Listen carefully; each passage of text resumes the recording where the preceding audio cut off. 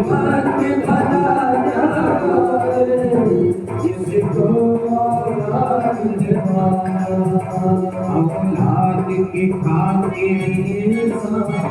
गिरता है मारा उसी वक्त भला जाए जिसको औलाद उसी वक्त भला जाए जिसको औलाद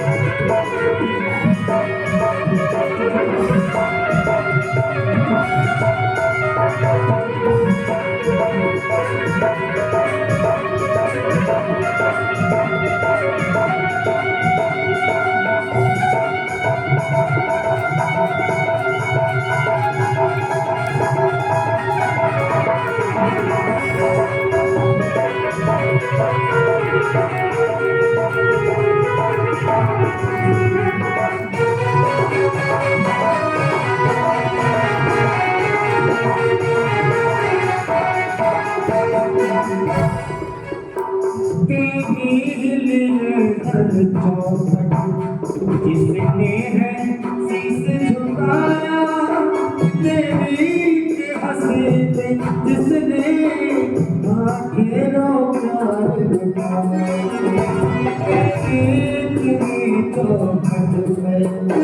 जिसने है शीश झुकाया तेरी हंसी पर आखिरों प्यार झुकाया तेरे जीवन को सींचा तेरे जीवन को सवारा उस वक्त भला क्या मारे किसको औलाद पाया उस वक्त भला क्या मारे किसको औलाद पाया उस वक्त भला क्या मारे किसको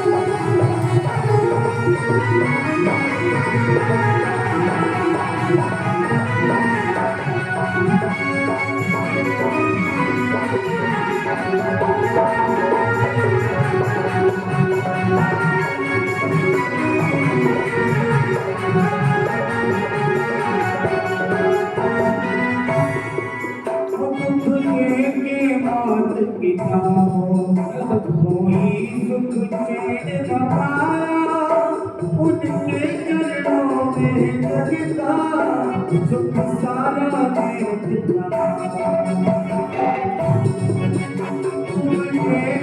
बात पिता कोई भी सुख ना पाया उनके चरणों में जगता सुख सारा जीवन सेवा मन जाएगा मुझियारा उसे हाथ बना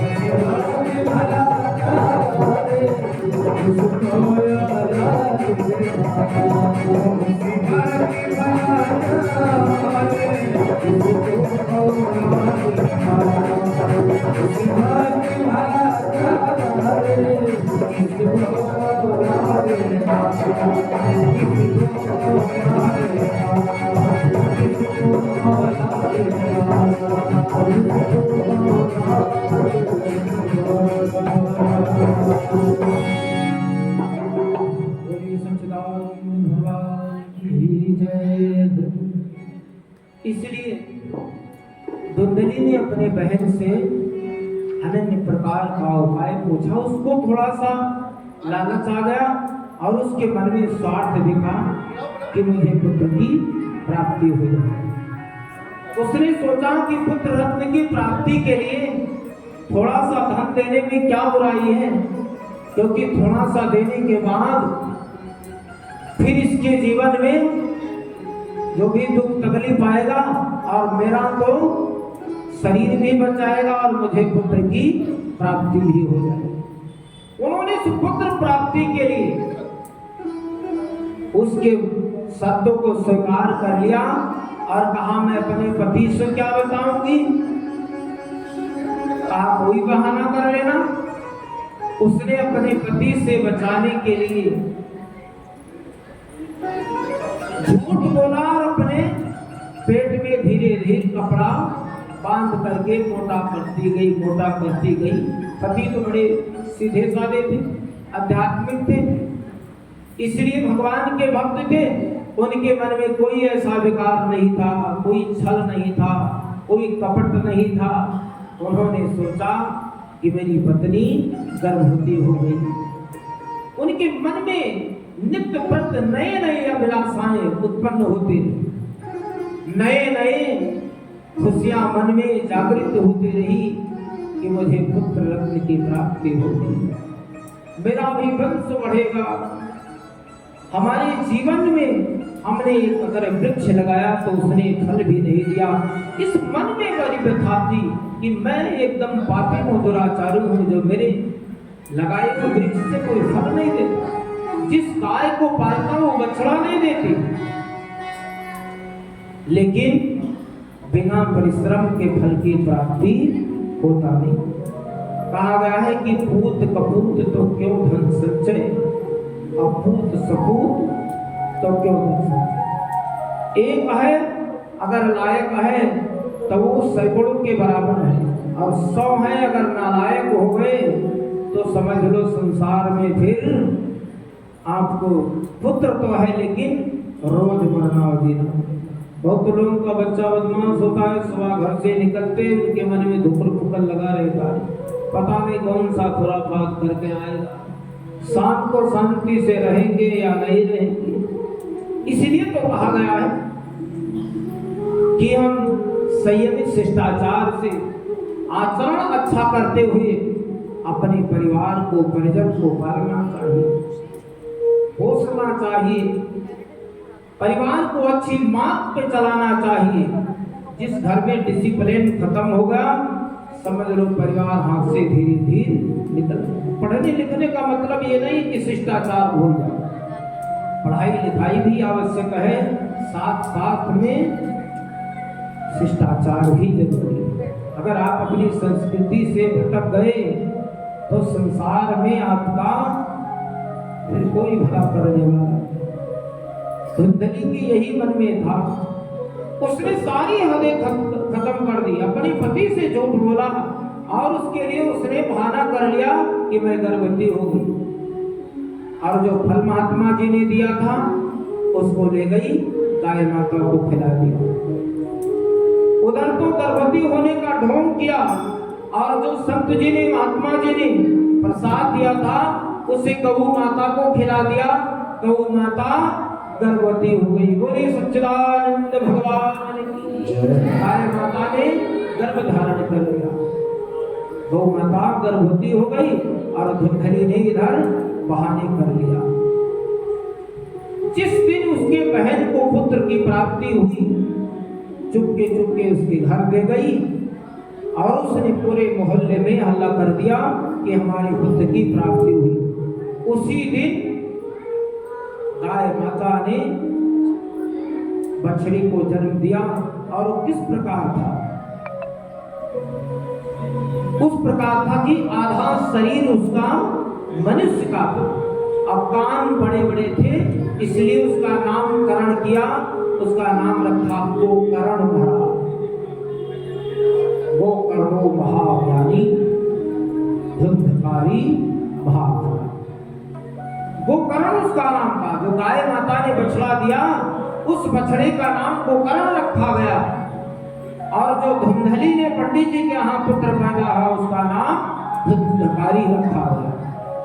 इसलिए भागवत की रचना करने से पहले धुंधकारी की भी रचना की जाती है।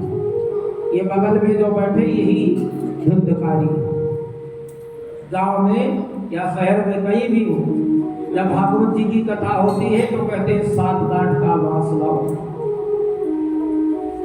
अब भाई धुंधकारी जैसे बढ़ना शुरू हुआ, जैसे बढ़ता गया, उसका उत्पाद भी उसी तरह बढ़ता गया। जितना वो बढ़ता गया, उतना उसका उत्पाद बढ़ता गया। और गोकर्ण महाराज संत थे, महात्मा थे, उनकी भक्ति बढ़ती। धीरे धीरे गोकर्ण अपने पिता का परित्याग करके वन को तपस्या करने के लिए चले गए, जंगल चले गए। और धुंधकारी अपने मोहल्ले में छोटे छोटे बच्चों को नोचता था, काटता था। बच्चे कुएं के पास खेलते थे तो कुएं में ढकेल देता था। जब मोहल्ले वाले शिकायत लेकर आती थी तो धुंधकारी की मां मानती नहीं थी कि अपने बच्चे को डांटे, समझाए नहीं। जैसे कोई आता था कि भाई तुम्हारे पुत्र ने मेरे बेटे को मारा है, ढकेल दिया है, तो लड़ जाती थी। एक तो वैसे वो दुष्ट था, दूसरे उसका परिवार भी उसका सपोर्ट करता, माँ बाप भी उसको सपोर्ट करते थे। पिता तो सत्य थे, उनको ये सब बात नहीं पता था, क्योंकि माँ आधा बातें उनको बताती नहीं थी।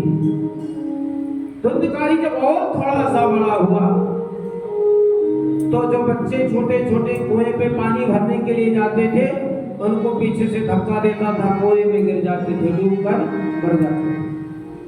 बहुत से बच्चों को अकेले पाता था तो उनकी हत्या कर देता था।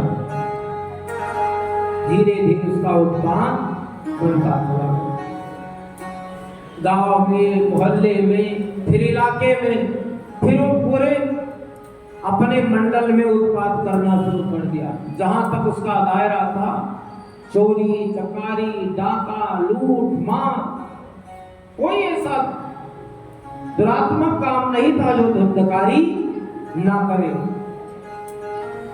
धुंधकारी सारे कार्य गलत करता। इसलिए आपका तकदीर अच्छा होना चाहिए। तस्वीर अच्छा होने से कुछ नहीं मिलेगा। अगर तस्वीर बहुत अच्छी है और तकदीर खराब है तो समझ लो हमारे बुरे दिन शुरू है। इसलिए कार्य भी होना चाहिए। तकदीर बदनसी है, तस्वीर क्या करे। तकदीर बदनसी है, तस्वीर क्या करे। दशरथ ने बाण मारा, दशरथ ने बाण मारा।